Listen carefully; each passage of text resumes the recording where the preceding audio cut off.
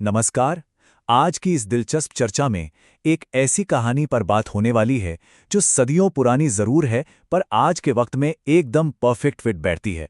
जिंदगी में कई बार ऐसे पल आते हैं जब बिना किसी वजह के दुश्मनी या कड़वाहट झेलनी पड़ती है, पर क्या उस कड़वाहट का जवाब एक बेहद गहरी और अटूट शांति से दिया जा सकता है?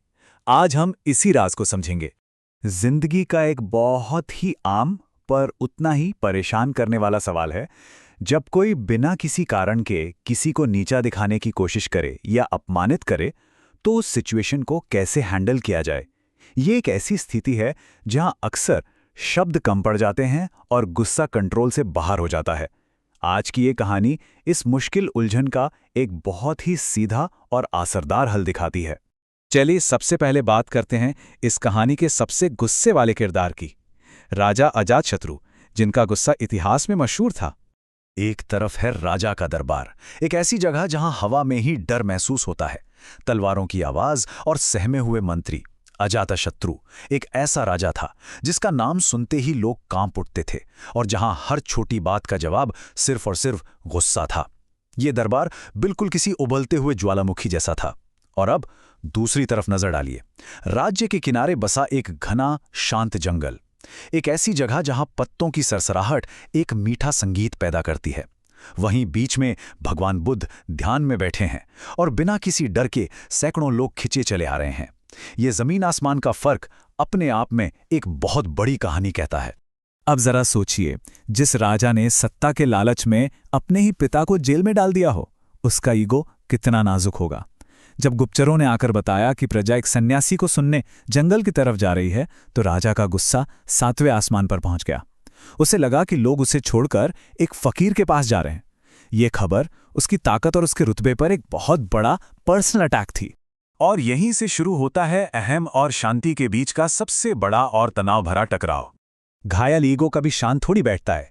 बिना एक पल गवाए राजा अपनी भारी भरकम सेना के साथ उस शांत जंगल में घुस गया। सूखे पत्तों को कुचलते भारी कदम और हथियारों की आवाजों ने उस जगह की शांति को पूरी तरह चीर कर रख दिया। जंगल में पहुंचते ही राजा का गुस्सा एक तूफान की तरह फट पड़ा। घमंडी, ढूंगी, झूठा, उसने बहुत ही आक्रामक आवाज में ये कठोर शब्द भगवान बुद्ध पर दागने शुरू कर दिए।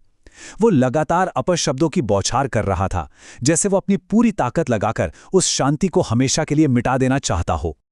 लेकिन इन सब के बीच भगवान बुद्धा बस मुस्कुराते रहे।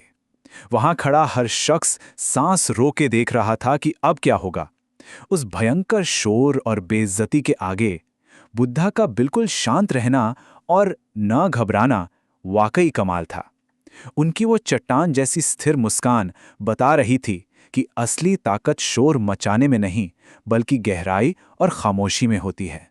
अब यहां जो हुआ वो इस कहानी का सबसे दिलचस्प हिस्सा है। एक ऐसी बात जिसने इस पूरे तनाव को एक ही पल में खत्म कर दिया।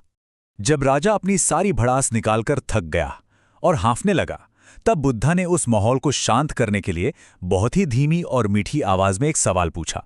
राजन, अगर कोई किसी को कोई उपहार दे और सामने वाला उस उपहार को लेने से इनकार कर दे, तो वो उपहार किसके पास रह जाता है?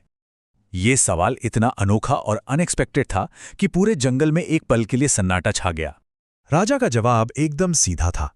जाहिर सी बात है, जो उपहार दे रहा है उसी के पास रहेगा। इस पर बुद्धा की मुस्कान और गहरी हो गई। उन्होंने कहा, बिल्कुल सही राजन, आज आपने मुझे जो ये गुस्सा, गालियां और अपमान दिया है, मैं उसे लेने से इनकार करता हूं।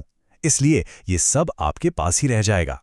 ये कोई मामूली बात नहीं थी। ये एक ऐसी सोच थी जिसने साबित कर दिया कि कोई भी वार तभी असर करता है जब उसे स्वीकार किया जाए। बिना स्वीकृति के गुस्सा बस एक अनचाहे उपहार की तरह है जो देने वाले के ही हाथ में रह जाता है। और इस एक विचार ने जैसे राजा के अंदर चल रहे तूफान को हमेशा के लिए शांत कर दिया। जो अजातशत्रु कुछ ही पल पहले आग बबूला हो रहा था, वो अब पूरी तरह से हैरान और निशब्द था। जिंदगी में पहली बार किसी ने उसके गुस्से को इतनी शांति से वापस लौटा दिया था। उस खूंखार शासक का सारा अहंकार टूटकर बिखर गया। उसकी आंखें भर आईं और वो बिना किसी हिचकिचाहट के बुद्धा के चरणों में गिर पड़ा। उसने माफी मांगी, क्योंकि उस दिन उसे समझ आ गया था कि असली ताकत दूसरों को डराने में नहीं, बल्कि अपने खुद के मन को काबू में रखने में है। तो आइए इस किस्से से निकले उन नियमों को देखते हैं जो रोजमर्रा की जिंदगी में बहुत काम आते हैं। ये सिर्फ एक राजा और सन्यासी की कहानी नहीं है। इस जीत से 3 बहुत बड़े सबक मिलते हैं। पहला, शांति ही सबसे बड़ी ताकत है। शोर हमेशा कमजोरी दिखाता है। दूसरा, बिना वजह मिले गुस्से को रिजेक्ट करना आना चाहिए। जैसे बुद्धा ने उस अनचाहे गिफ्ट को नहीं लिया, वैसे ही अपनी मेंटल पीस के लिए उस गुस्से को नकारना सीखना जरूरी है। और तीसरा, जो शायद सबसे गहरा सबक है, जो इंसान चिल्ला रहा होता है ना, दरअसल वो अंदर ही अंदर अपने किसी दर्द या तकलीफ से लड़ रहा होता है। उसका गुस्सा उसकी अपनी ही कमजोरी का आईना होता है। तो इस चर्चा को खत्म करने से पहले एक सवाल पीछे छूट जाता है। अगली बार जब भी किसी विवाद या किसी के गुस्से का सामना हो, तो बस 1 सेकंड रुककर यह सोचना जरूरी है, क्या गुस्से के रूप में आया ये उपहार लेने लायक है? अगर नहीं, तो उसे उसी शांति से वापस लौटा दीजिए जिस शांति ने जंगल में राजा के शोर को अपने अंदर समा लिया था। क्योंकि असली जीत हमेशा अपने अंदर होती है। आपकी अंदर की ताकत कभी किसी और के शब्दों की मोहताज नहीं होनी चाहिए।